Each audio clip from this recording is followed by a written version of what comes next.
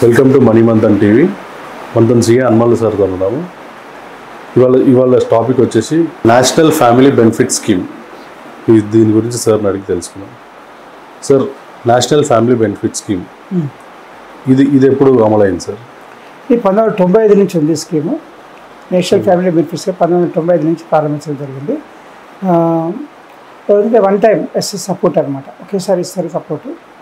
దీన్ని కూడా ఇంతమంది అన్నట్టుగా మన ఒక కుటుంబంలో అందరిని సంపాదించి, అందరినీ కష్టపడి సంపాదించి అందరిని పోషించే వ్యక్తి ఎప్పుడైతే చనిపోతారో అప్పుడు సపోర్ట్ ఇస్తారు గవర్నమెంట్కి.